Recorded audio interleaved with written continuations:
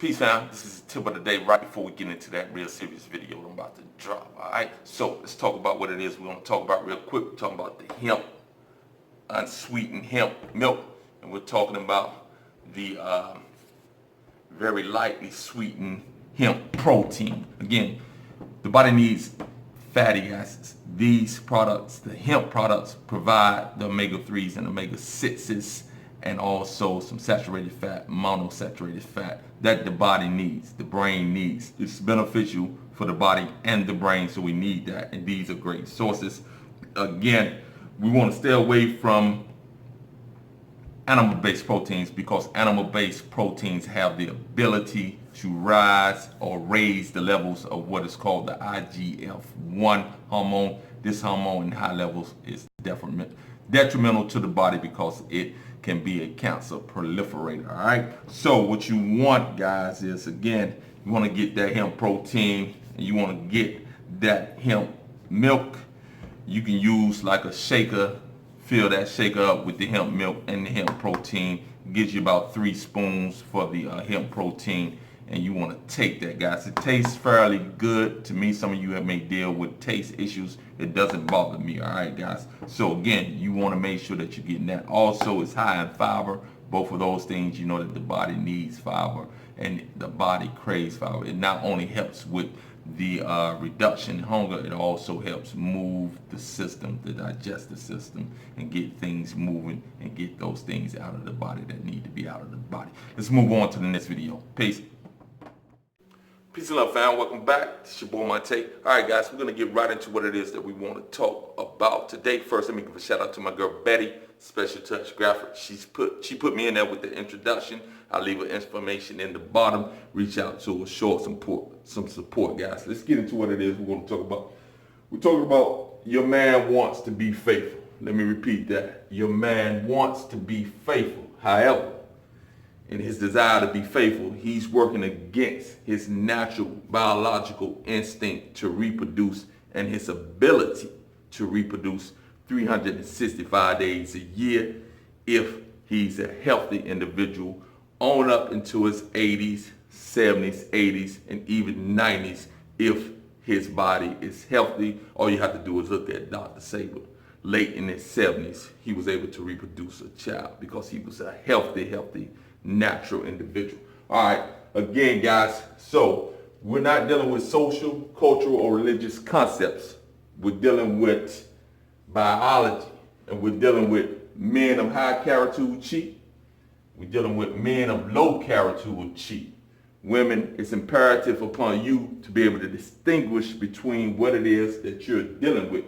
And this doesn't mean that you got to accept cheating from a man of high character or a man of low character. If he agreed to the monogamy, then he should, by all means, tie into the monogamy and do what he needs to do not to cheat, although he's working against his biological nature and instinct to spread his seed. All right, so we have that 90% potential of men who have the potential to cheat and will cheat if they're able to get away with it.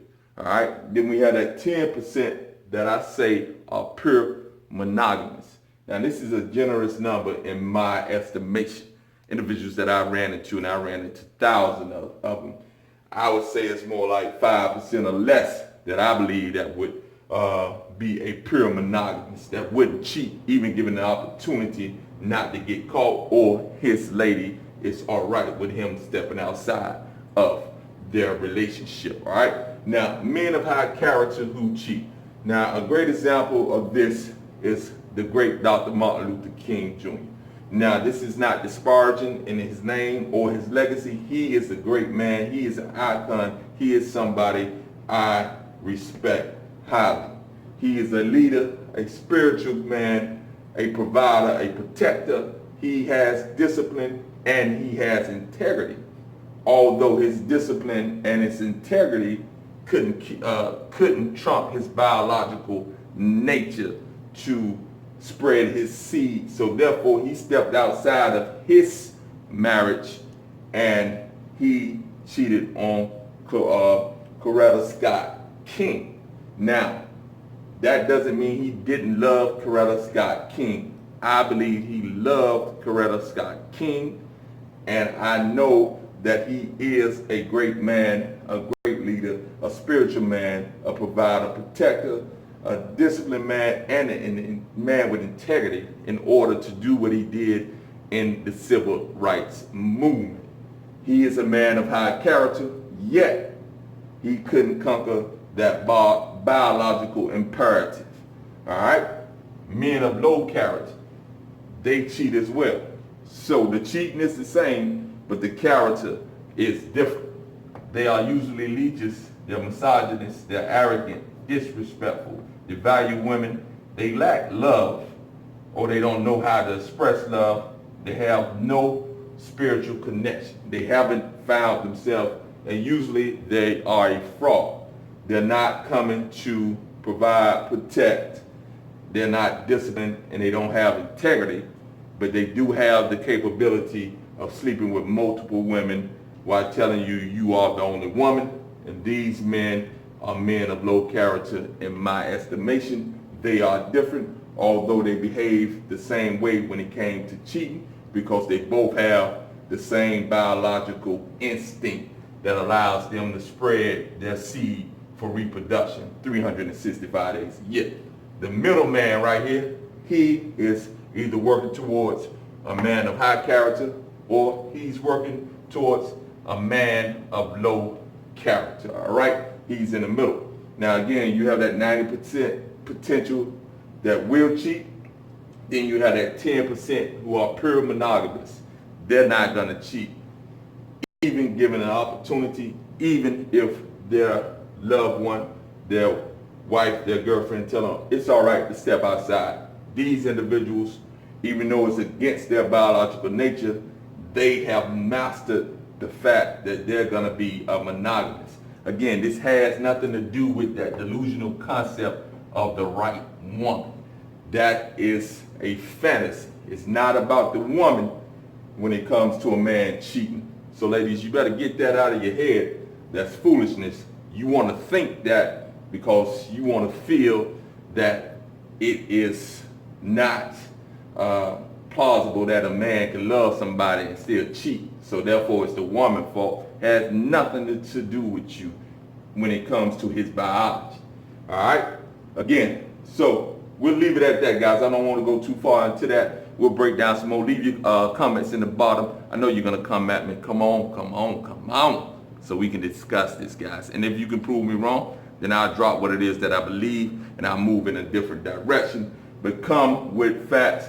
Don't come with cultural concepts. Don't come with religious dogma, because I will break that down on you. And understand that nature is not tied to social or cultural practices, and it is not tied to religious dogma, where there's nothing wrong with being religious and there's nothing wrong with cultural practices, but they don't determine nature's biological instinct for the male and the female. In the next one, we'll break down why the female is not created to be free sexually as the male is. And I'm not saying that the male should be, but what I am saying is that the male hasn't agreed in this society to do something that is against their biological nature. That's why they fail at a high percentage. And it's men of high character that is doing it. It's men of low character that is doing it. And it's men in the middle, and the men who are not doing it, they should be applauded because they have mastered something that is against their biological instinctive desires. Peace.